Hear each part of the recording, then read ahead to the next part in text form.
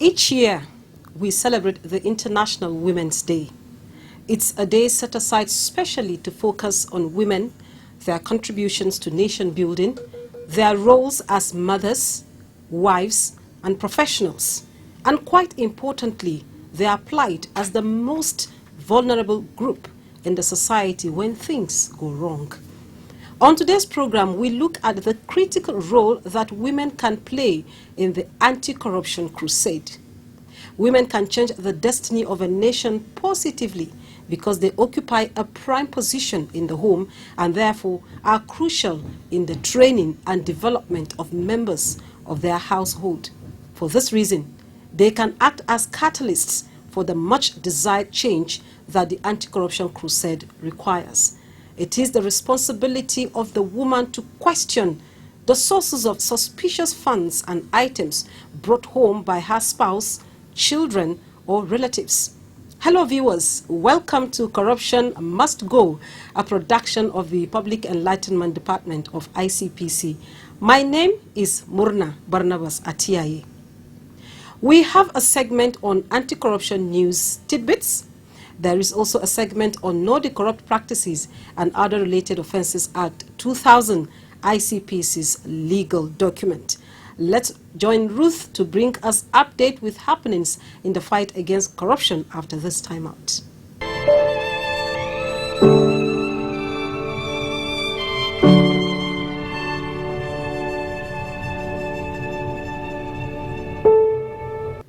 Welcome to the Tidbit segment. I am Ruth Awodi. ICPC has charged a former staff of Skybank, Mr. Yemi Aris Olaniyan, to court for allegedly defrauding the federal government of 78.5 million naira. The commission, in a 24-count charge, preferred against the ex-banker before Justice Babatunde Kadri of the Federal High Court 10, Maitama, Abuja, accused him of allegedly transferring 78,521,431 naira 61 kobo from the federal government pension funds into private accounts held by non-pensioners. Counsel to ICPC, Mr. Adeshino Rahim, told the court that Mr. Olaniyan, while working as a staff of Skybank Gwagwalada Abuja between October 2011 and March 2013, surreptitiously opened 50 bank accounts into which he made several transfers of funds. Mr. Rahim held that the ex-banker in one instance opened an account in the name of Ibrahim Nuruddin and transferred the sum of 11,248,439 naira 52 kobo. Mr. Olaniyan pleaded not guilty to all the charges when they were read to him as his counsel, Mr. Ojo Olugbemiga, urged the court to allow his earlier bail to remain. The trial judge, in his ruling, ordered that his bail should continue and adjourned the matter to 11th April 2017 for hearing. Mr. Olaniyan is also standing trial at the Federal High Court sitting in Maitama before Honorable Justice Binta Yako for a similar offense in which he is alleged to have stolen another 62.2 million naira pension funds. In its effort to take the anti-corruption crusade to all sectors of the Nigerian society, ICPC, through its National Anti-Corruption Coalition, NACC, organized what it tagged Grassroots Anti-Corruption Campaign for members of the National Union of Road Transport Workers, NURTW, and Road Transport Employers Association of Nigeria, RTEAN, in Cross River State recently.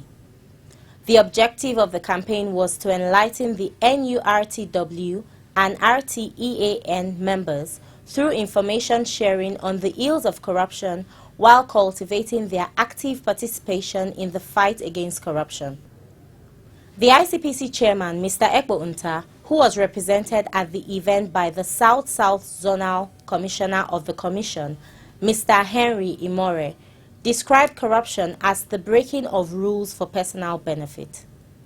He also observed that corruption was a criminal and corrosive worldwide epidemic found in every facet of people's lives, which deprives them of their fundamental human rights while increasing poverty. In the last 4 decades, corruption has become so complex and pervasive in Nigeria, like in many other countries in the world. It is found in every facet of our lives, from the family to religious organizations to schools, markets, as well as formal and informal sectors. Global attitude towards corruption has changed dramatically. Where once bribery, corruption, and illicit financial flows were once considered part of the course of doing business, today corruption is widely and rightly understood as criminal and corrosive. Corruption has a disastrous impact on development when funds that should be devoted for schools, health clinics, roads, and other vital things are diverted by a few individuals. For the fight against corruption to be successful, it requires a synergy between the people and corruption agencies. It is against this background that the Commission in the fight against corruption initiated a lot of outreach programs involving the larger society. On his part, the representative of the Commissioner of Transport, Cross River State, Mr. Chris Hyde Ajong, stated that corruption on Nigerian roads was a menace that should be tackled.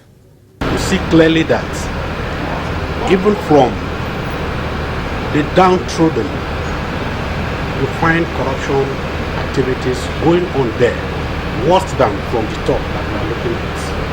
Because if you enter the motor parks now, you see that the vehicles are loaded more than the capacity of the vehicle.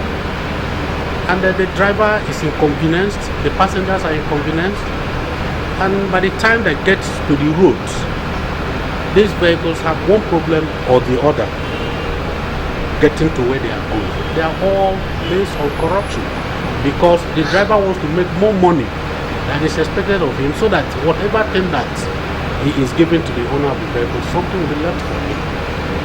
So they are all acts of corruption. That's all on this segment.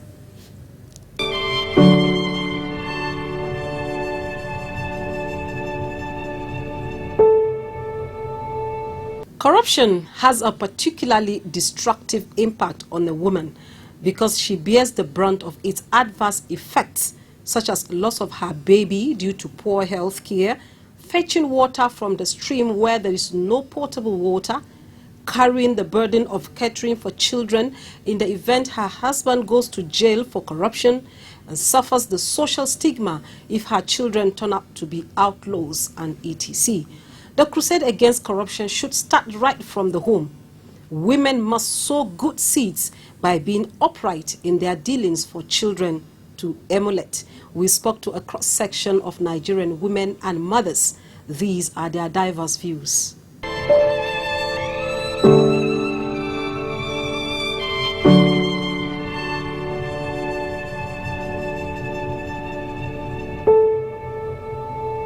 The child's development, the basic and first agent of socialization of the child is the home.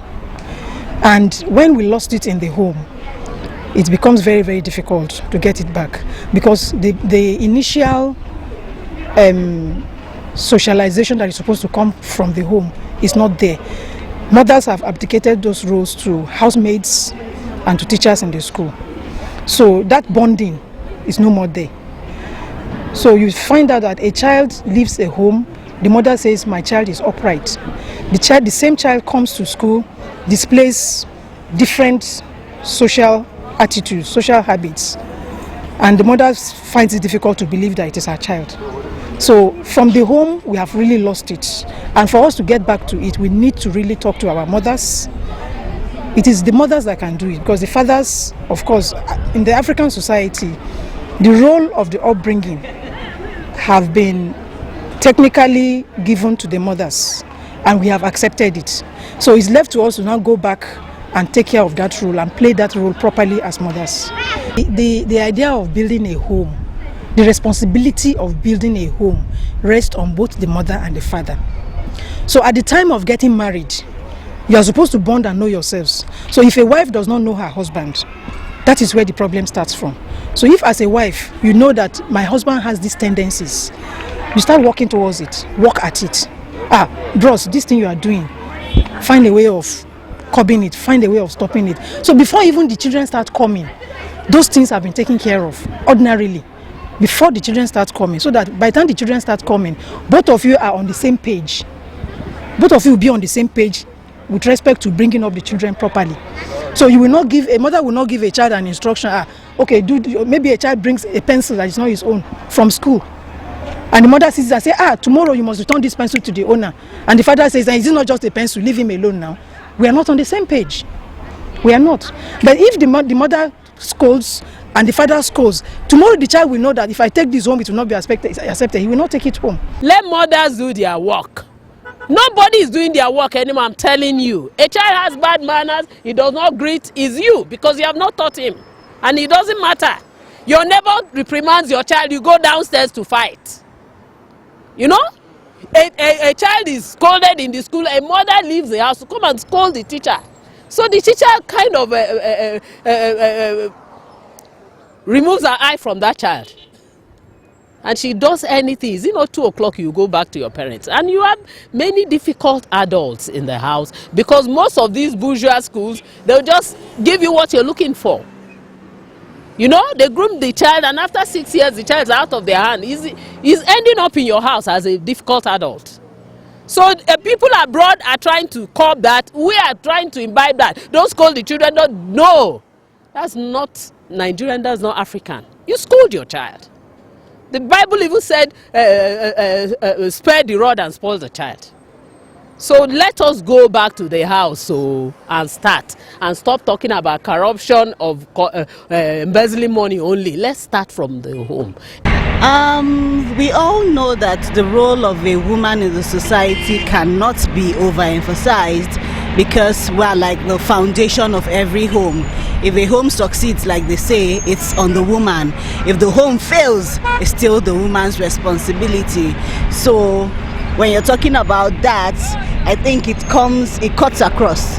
So it doesn't just end in the house. Okay, I teach my child, if you're a girl child, you should know how to wash dishes and cook good meals and all of that. If you're a male child, you should wash the car when you wake up in the morning, clean the sitting room. Do you understand? Be courteous, greet your elders when you see them. It goes beyond that. Do you understand? Like I said, when defining corruption, it's whenever you're caught in a wrong act, you're being corrupt. Because if I tell my child, come, whenever you see somebody's money kept on the table, don't take that. In simple language, you call it theft, right? But even the act of asking for something, to be able to do something for someone, is a corrupt practice. I come to your office, for instance, and I need to see your boss, and you say to me, madam, to be able to see my oga, you must give me 200 naira, or you should give me 200 naira. It's not a compulsory task, but you have to drop 200 naira so that I can tell my boss that you're here. What transport are you paying for? Do you understand? So these are some of the things I would tell our children. A good deed cannot be returned in cash. It's not necessarily monetary, because whatever deed you carry out will not necessarily pay you at the point where you're carrying out those deeds. It could wait for you in the future. A lot of times we depend on this circle thing. I did for you, so do for me. Do you understand? It doesn't always work that way. I did for you, you do for someone else. The person who you have done for may most likely meet me somewhere and carry out a good deed for me as well. So the chain should continue that way. And I think these are some of the things we should tell our children. You don't necessarily have to exchange anything for something. Carry out your duties where necessary and ensure that they are nicely and promptly done. Corruption basically is not inherent in people. It is acquired. Corruption is something you learn along the way. You learn it from the society. You learn it from what you expect from the society. There are a lot of things that motivate people into acting the way they do, because they expect certain things from the organization they work in, from the society they live in, from the people they interact with. The home has a lot to play, at least to an extent. When a child is still young, it's like a fresh fish. When the fish is young, you can mold it, you can shape it to whatever shape you want. So also is the role of the mother. The mother can help this child or the children to become good as they grow up. But some homes actually encourage children to go the wrong way when they grow up to become adults. When a mother conceals the bad deeds of a child, the child learns to see those bad acts or actions as the right things.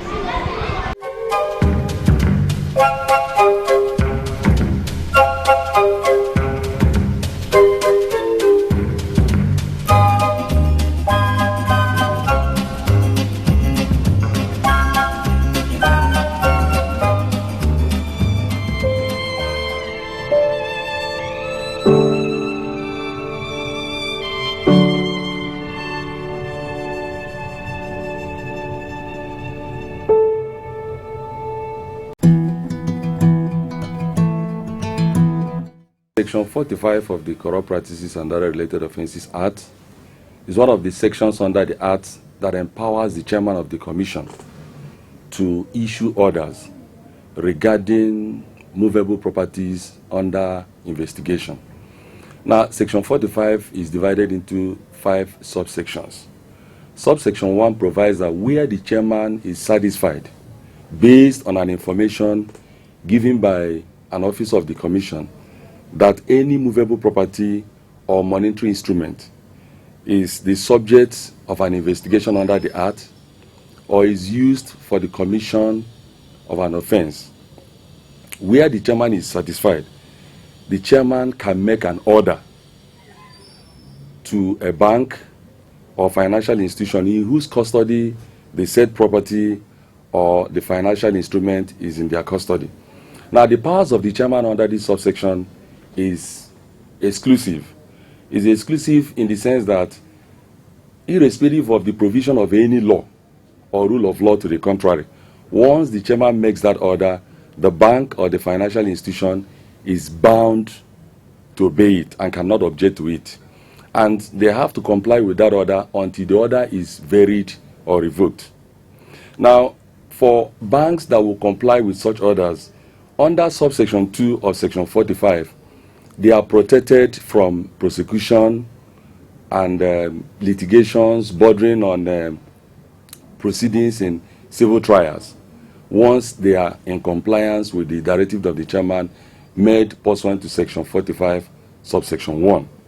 And this subsection protects them irrespective of the provisions of any law or any contract, arrangement, or contract, arrangement, or agreement between the customer and the financial institution. What this simply means is that, if you go put your money in a bank, there is that implied contract or agreement between you and the bank or financial institution that at any point you are in need of your money, you can make withdrawals from it. But once the chairman makes that order, pursuant to section 45 sub 1, that bank or financial institution or officer of that bank is protected from any litigation whatsoever. Now, the next question that will interest our viewers will be, what happens where there is non-compliance with the provisions of sub 1 of section 45? That section, that is sub 3, criminalizes failure by any officer of a bank, financial institution, or the bank itself from complying with the provisions or the order of the chairman made pursuant to subsection 1. And it says that where such a person is convicted upon trial, that the person shall be liable to 2 times the value of the money paid out in contravention of the order of the chairman. That is to say, if the amount of money is 10,000 naira that was paid out in contravention of the order of the chairman, that officer or that bank, upon conviction, will pay 2 times that amount. That will be 20,000 naira or 50,000 naira, whichever is higher. And again, he also provides for custodial sentence. That is to say, beyond the option of fine, the bank, the officer, or the financial institution can also be sentenced to a term of imprisonment not exceeding 2 years. Now, under subsection 4 of section 45, it provides basically for the powers of the chairman to issue notice of seizure over immovable properties. Now, remember that in sub 1 of section 45, we talked about movable properties. But under sub 4, we are talking about immovable properties. To that extent, the chairman, under that subsection, he provides for procedure to be followed in effecting the notice of seizure. And paragraph A of sub 4 provides that the chairman, by notice of seizure or issued by him or any officer authorized by him, setting out the particulars of that immovable property, can direct anybody, any institution, from dealing with that property that is mentioned in the issue, in the notice. Now, paragraph B provides that where that notice is issued, it can also be published in 2 newspapers circulating in Nigeria. What is instructive here is that the publication has to be in English language. A third procedure of effecting this notice of seizure is by way of directing or serving a copy of that notice on a land officer in the area, it could be the local government, the state, or the jurisdiction where the land is situated. And once that notice of seizure is served on that land officer, the land officer, under subsection 5, is now under duty to endorse the content of that seizure on the documents of title of that land. And so those are the basic provisions of section 45.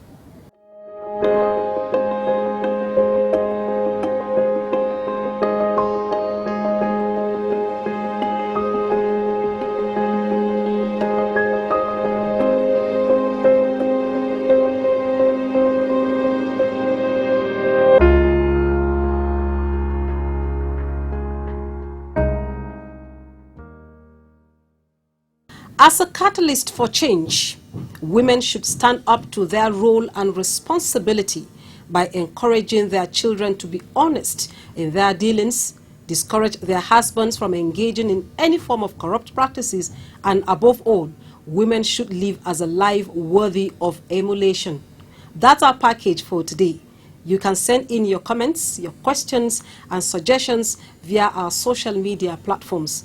You can also watch this program on our YouTube channel, www.youtube.com/ICPC Nigeria. Thank you for watching. See you again next week.